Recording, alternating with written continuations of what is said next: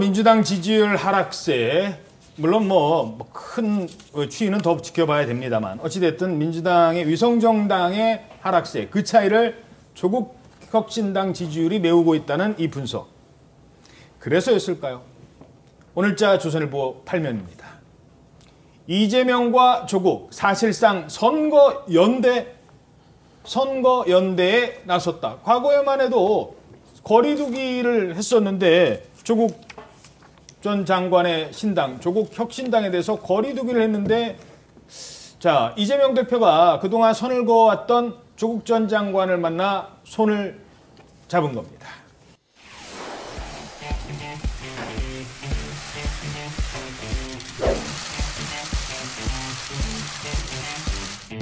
민주당과 조국 혁신당은 현재 대한민국의 질곡을 함께 헤쳐나갈 동지라고 생각합니다.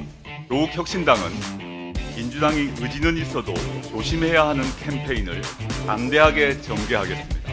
민주당은 넓은 중원으로 나가셔서 중도표와 합리적 보수표까지 끌어오고 지역구에 1대1 구도를 형성하여 승리하시길 빕니다. 조국 대표님을 환영합니다. 조국 혁신당의 창당을 축하드립니다. 이번 총선에서 윤석열 정권에 반대하는, 윤석열 정권을 심판하고자 하는 모든 정치 세력이 힘을 합쳐야 합니다. 그중에 조국 혁신당이 함께 있다고 생각합니다. 자, 결국 두 사람이 손을 잡은 거예요. 선거에 사실상 연대를 선언한 거고. 어떻게 분석하십니까? 굉장히 이재명 대표의 속내가 복잡할 거예요. 지금 공천과 관련된 불공정, 사천, 이런 논란이 이제 민주당의 축이라고 할 수 있는 친명, 친문, 그리고 지역은 이제 호남이 있는데 그 상당히 지금 이탈되고 있거든요. 예. 그래서 일단 지지층을 이탈되지 못하도록 잡아야 한다는 그런 굉장히 강박관념이 좀 있을 거예요. 그래서 이제까지 조국과 관련된 거에 대해서는 전에 사과도 하지 않았습니까? 근데 이제 필요로 하게 된 거예요. 그리고 박홍근 전 의원 같은 경우에도 지금 비례대표 관련해서 TF를 책임지고 있는데 절대 연대하거나 그럴 일은 없다고 전에 얘기를 했었거든요. 그런데 이제는 좀 상당히 다급해졌다 이렇게 볼 수 있어요. 그래서 첫 번째 이제 지지층 결집과 관련된 부분이 있을 것이고, 두 번째는 이제 조 전 장관은 공통점이 있죠. 반윤 연대를 할 수 있는 공통점은 있어요. 그래서 거기에는 서로 추구하는 이득이 똑같긴 맞아요. 그런데 이제 딜레마적인 요소는 그거죠. 연대를 했을 때 어떤 중도층 이탈이랄지, 지금 아까 우리 여론조사 받지 않습니까? 비례정당과 관련된 투표에 있어서 지지자들의 어떤 이탈, 이런 것들이 굉장히 걱정이 될 거예요. 그러니까 같이 하자고 하면서도 연대는 없다는 취지로 또 거리를 두고 있어서 지금 이도저도 아닌 참 모양새다 이렇게 보고 있고요. 그다음에 이제 중요한 것은 이제 선거에서는 결국 선거의 승리 여부는 중도가 결정하는 거 아닙니까? 중도층이. 예. 근데 저렇게 되면 사실은 중도층이 이탈할 수밖에 없어요. 그러면 총선의 승리에서 외연 확장을 이게 포기한 것이 아닌가. 그래서 자기들만의 어떤 지지층을 갖고 가려고 하는 것인지, 아니면 이제 거의 공천도 끝나가는 마당이기 때문에 또 다른 전략이 있는 건지, 그렇지만 이제까지 한 그러한 행동들을 보면 또 다른 전략은 기대하기가 어렵지 않나 싶습니다. 예. 자, 그런데요, 이 민주당에는 공식적인 민주당에서 사실상 위성정당, 위성정당 아니라고 합니다만 사실 위성정당이잖아요. 공식적인 위성정당이라는 게 있어요. 더불어민주연합. 자기 당을 찍어달라고 할 때는 한 표만 선택을 하잖아요, 유권자들이. 선거날 한 표를 찍어야 되는데 자기 당 말고 다른 당을 찍어주세요라는 건지, 자, 위성정당을 찍어달라는 겁니까? 조국 혁신당을 찍어달라는 겁니까? 이런 의문이 드는 거거든요. 그런데 그에 대해서 지금 말씀도 하셨다시피 별로 구체적인 얘기를 하고 있지 않거든요. 연대는 아니라고 하면서도 어제 마침 또 공통적으로 비례연합정당 대표, 두 사람 대표를 이재명 대표가 만났고 그 직후에 바로 조국신당 조국 대표를 만났었어요. 그래서 공통적인 일정이 있었는데 어느 한쪽에 이렇게 구체적으로 손을 들어주는 모양새를 하지 않으면서 사실상 이제 선택을 맡기는 건데, 지금 보신 것처럼 것처럼 조국 대표가 지역구는 민주당 그리고 비례는 조국신당, 그러니까 지민 비조라고 하거든요. 지역구는 민주당, 비례는 조국신당. 지민 비조. 예, 이런 신조어를 만들어서 조국신당에서는 이제 열심히 광고를 하고 있는데 이제 그런 전략으로 1대1 지역구 지역에 조국신당에서는 후보를 내지 않는 방식으로 연대를 하자 이렇게 얘기를 하고 있고요. 중도층을 민주당이 가져가면 조국신당이 나머지 더 외연을 넓히는 더 강성 지지층을 흡수하는 방식으로 해서 비례표를 오늘을 얘기하기로는 12석까지 기대하겠다 이렇게 조국혁신당에서는 얘기를 하던데 어쨌든 비례연합신당으로 비례표가 가든 조국신당으로 비례표가 가든 말씀 계속 들으시는 것처럼 결국에 총선이 끝나면 합당할 개연성이 매우 높기 때문에 어느 쪽으로 비례표가 가더라도 결국에 나중에는 민주당이 흡수할 수 있는 의석수가 될 것이다. 이런 판단을 민주당에서는 내부적으로 하고 있는 것 같습니다. 그래서 앞서 그 선거제를 정할 때도 병립형을 하지 않고 연동형 비례제를 하게 된 것 역시도 비례연합정당이 위성정당으로 만약에 낙인이 찍혀서 비판을 받게 될 경우에 이런 조국혁신당이 생겨나서 더 강성 지지층을 흡수하고 나아가서 호남표를 흡수하게 된다면 그 표가 나중에 합당해서 대선에 갈 때에는 모두 민주당 의석수로 가져갈 수 있게 될 것이다. 이런 전망을 바탕으로 그런 결정을 했던 것이 아니냐. 이런 얘기까지도 현재로서 나오고 있습니다. 그게 이재명 대표의 생각이고 이제 분석이고 판단일 텐데 과연 그대로 될까? 두 사람의 공통점 뭐 굳이 얘기하지는 않겠습니다만 어찌됐든 재판이라는 단어가 아니 뿐만 아니고 지금 이제 그 조국의 강을 건넜다 이렇게 얘기를 했는데 저러면 다시 조국의 강가에 어슬렁거리는 게 되잖아요, 민주당이. 이렇게 되면 지역구에서는 이제 조국혁신당이 공천을 안 한다고 할지라도 민주당 지역구 공천자에 악영향을 끼친다니까요. 저거는 마이너스 요인입니다. 그렇기 때문에 4년 전에도 비슷한 상황이 있었어요. 그때도 열린민주당이 지금 그 조국혁신당하고 비슷한 역할을 했거든요. 최강욱 다 이제 그렇기 때문에 제가 보건대는 아마 이런 상황이 지나서 선거가 임박하면요, 그 이재명 대표의 민주당은 조국혁신당을 비판하지 않을 수가 없을 거예요. 그렇지 않으면 자기들 위성정당의 표를 지금 상당히 뺏기게 생겼는데 그렇기 때문에 결국 가서 비판을 하게 됩니다. 되게 되고 그렇게 돼서 이제 총선에서 어떤 결과를 가지고 뭐 그다음부터는 이제 선거가 당분간 없잖아요. 내후년에 저 지방선거 외에는 없잖아요. 아마 그렇게 되면 이제 그때 가서야 뭐 유권자들 눈치 안 보겠죠. 예. 근데 이런 부분도 있을 거예요. 만약에 이제 비례정당과 관련해서 조국 신당이 만약에 비례대표소를 굉장히 많이 차지하게 되면요, 결국 민주당과 합당할 거 아닙니까? 근데 이거 자체는 이재명 대표에게 위협적인 요소로 작용할 수 있어요. 더군다나 지금 민주당에 남아있는 일부 공천받는 친문 세력이 있지 않습니까? 그런 세력과 연대가 돼가지고 결국 이재명 대표가 사법 리스크로 인해서 만약에 뭐 법정에서 실형이 선고된다랄지 이렇게 흔들리게 되면 사실은 그런 면에 있어서 굉장히 조국 신당과 친문과의 연대를 통해서 굉장히 위협적인 요소가 될 수 있기 때문에 조국 신당이 적당히 비례대표를 가져가는 거에 대해서 용인할 수 있지만 이게 압도적으로 가져가 버리면 결국 이재명 대표 입장에서는 굉장히 그거에 대해서 위협감을 느끼기 때문에 결국 총선 막바지 가면 결국 민주당이 조국 신당에 대해서 상당히 경계하는 입장이 될 겁니다. 자, 그러면 처음부터 이재명 대표가 조국 전 장관에게 호의적이었느냐? 그렇지는 않았습니다. 특히 대선 과정에서는 조국의 강 이런 얘기가 오히려 부담이 되니까 이재명 대표 당시에는 이렇게 얘기했었습니다. 건너보려고 하는데 상당히 강폭이 넓은 것 같습니다. 공직자는 똑같은 일에 대해서도 일반인과는 다르게 더 높은 많은 책임을 져야 된다라는 점을 우리가 수용해야 된다는 거죠. 작은 허물이라고 해서 큰 허물보다 덜 할지는 몰라도 허물은 허물이다. 그리고 책임이 높은 고위공직자일수록 작은 허물에 대해서도 더 큰 책임을 지는 게 맞다라고 저는 생각합니다. 자, 상황이 이렇게 흘러가자 국민의힘은 특히 한동훈 위원장이 지적을 하는데요. 한동훈 위원장 얘기도 한번 들어볼까요? 어떤 지적을 했는지 함께 보시죠.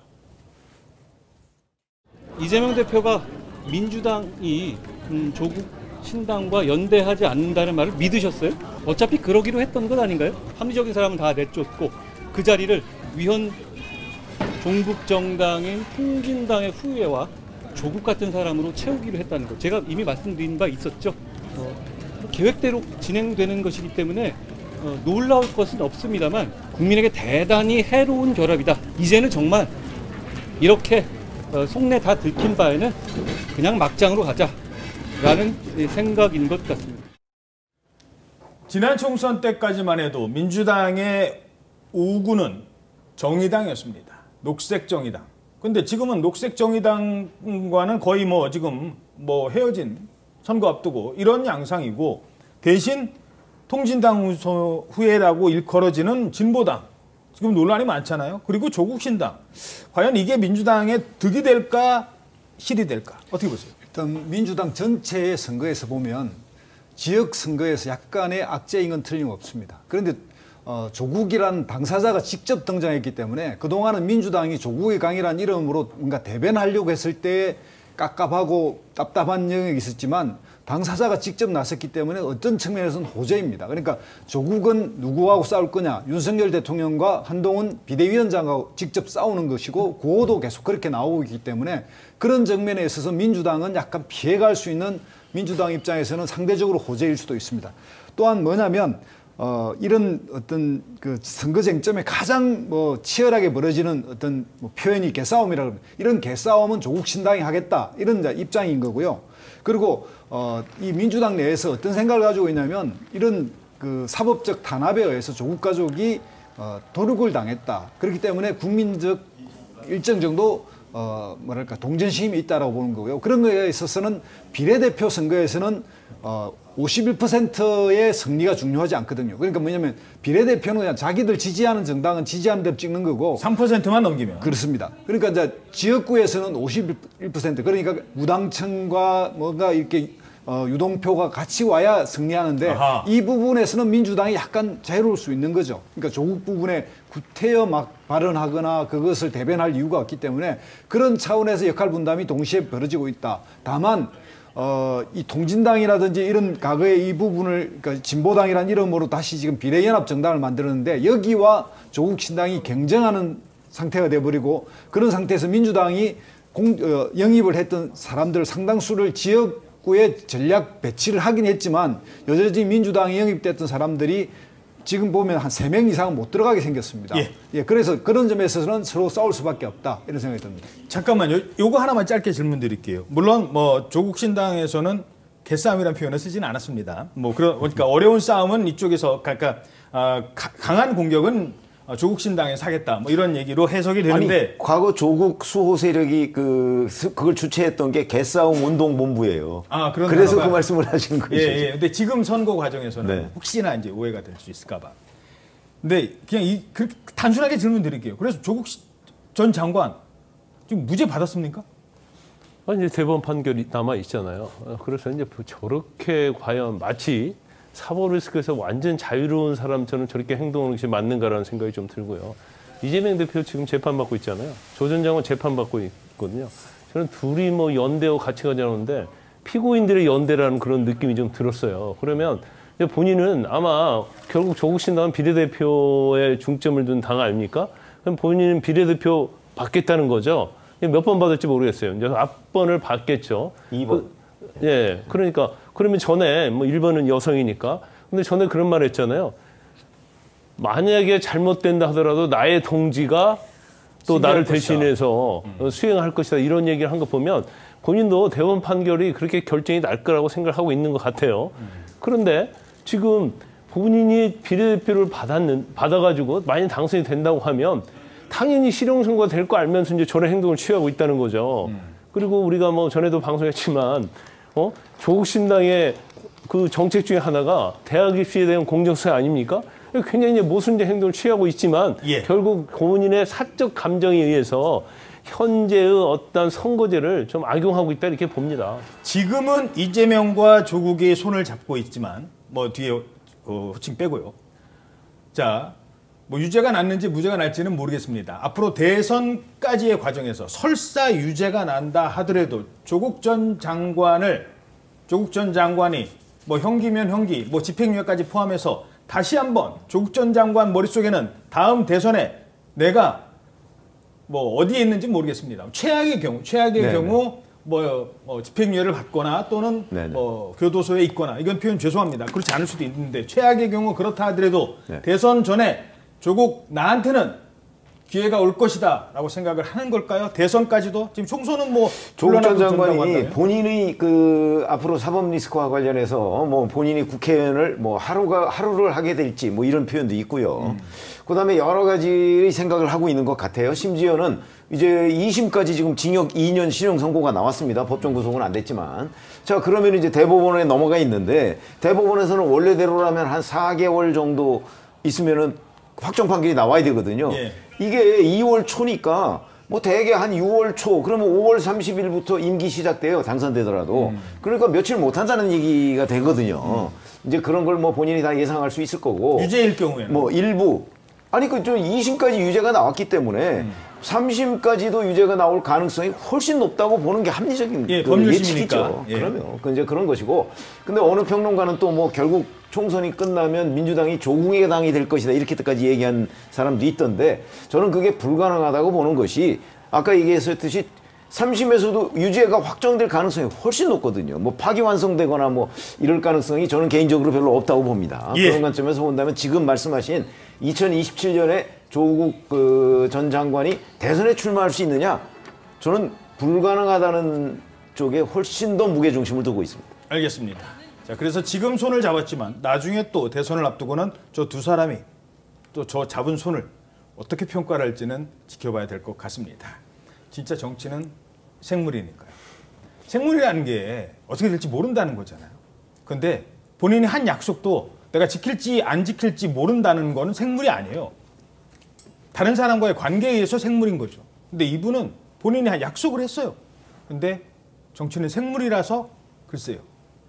위성정당 논란과 관련해서 비례정당 논란과 관련해서 지금 논란이 되는 인물이 있습니다.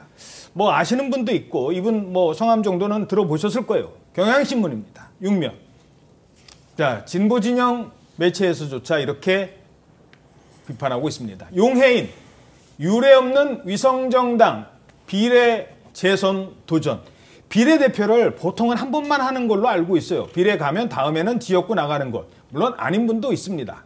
뭐 비대위원장 여야 넘나들면서 한 분도 있으니까. 그런데 아니 또 비례로 또 나간다고요 이번에? 예, 맞습니다. 이 용해인 지금 그 연합의 선대위원장인데요. 원래는 지역구를 복수의 지역구에 대해서 검토를 했었습니다. 경기 용인도 있었고 서울의 영등포 갑도 있었고 여러 곳에 이제 적합도 후보 조사를 돌려서 용 위원장의 위치나 이제 적합도 지지율 같은 것들을 파악을 하고 했었는데 본인도 이번에는 지역구에 나서서 당당하게 기본소득당 국회의원 유일한 국회의원으로서 지역구 도전에 나서겠다 이런 취지로 그동안 얘기해놓고 이후에 비례연합정당이 생기면서 비례 후보 추천 시기가 다가오자 비례 후보로 나서겠다, 비례 후보로 재선에 도전하겠다 이런 발표를 어제 직접 한 겁니다.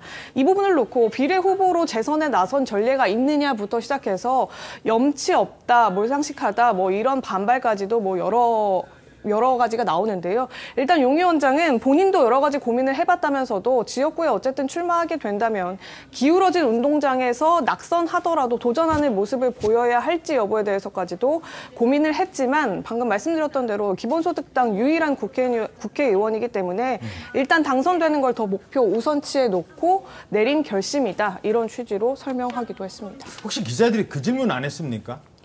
기본소득당에는 용해인 의원 한 사람만 있나요?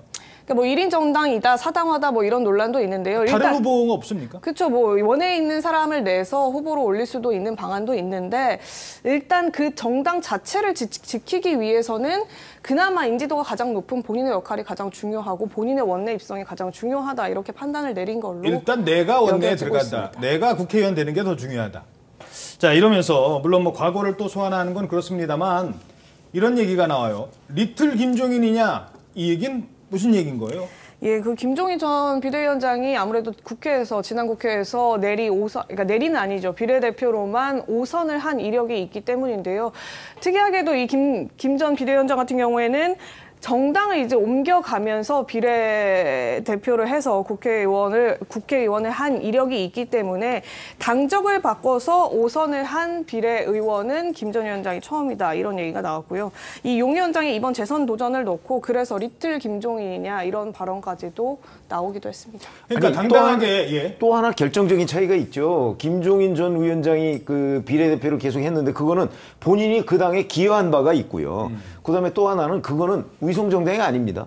지금 용해인 의원의 경우에는 위성정당으로 2번을 연속으로 하겠다고 하니까 문제가 되는 거죠. 자, 바로 이제 그 부분입니다. 뭐 용해인 위원장 얘기도 들어봐야 되니까요. 지난번에도 그렇습니다만 이번에도 그러니까 본인이 당당하게 기본소득당 이름을 걸고 저희 뽑아주십시오. 저희 3% 얻겠습니다가 아닌 거예요. 민주당, 위성정당과 함께 얘기 들어보시죠. 그래서 또 더 고민되기도 하고 긴 시간 좀 숙고할 수밖에 없었는데요. 저의 여러 가지 조건들 속에서 민주 진보 진영의 승리와 또 기본소득당의 성장을 위해서 당과 함께 내린 결단이다라는 점을 좀 말씀드리고 싶고. 어떻게 보십니까? 일단 이 한국 사회에서 비례대표는 2번 반복하지 않고 2번 임명을 잘 안 하는데 가끔 이제 이 당을 이동할 때 생긴 경우가 있습니다. 지금 뭐 이태규 의원이 여주 양평에서 경선에서 이번에 탈락했지만 이제 당을 국민의당이라든지 옮기면서 한번 있었던 적도 있고, 과거에 이제 민주당 이미경 의원이 그런 적도 있고요. 김영선 의원도 비례를 2번 한 적이 있습니다. 그런데 문제는 뭐냐면 아까 지적대로 위성정당으로 기본소득당을 널리 알리고 기본소득당을 대표해서 정치 활동을 하겠다 그러면 이번에는 지역을 나와서 기본소득당 이름으로 정명 선부를 해야 되는데 이걸 피한 거죠. 그러니까 일종의 편법을 한 거고, 통상의 경우에 이런 데 본인이 한번 했으니까 나오고 자기는 지역 도전하고 다른 또 거기에 인재를 키우는 이런 자세가 기본적으로 필요한데 그런 걸 피해간 걸로 봐서는 국민들이 볼 때 이거는 바람직하지 않다. 좀 당당하게 이런 것에 그 위성정당 출신으로서의 비례대표 국회의원이라면 좀 더 정도를 가야 되지 않느냐 이런 생각이 듭니다. 예.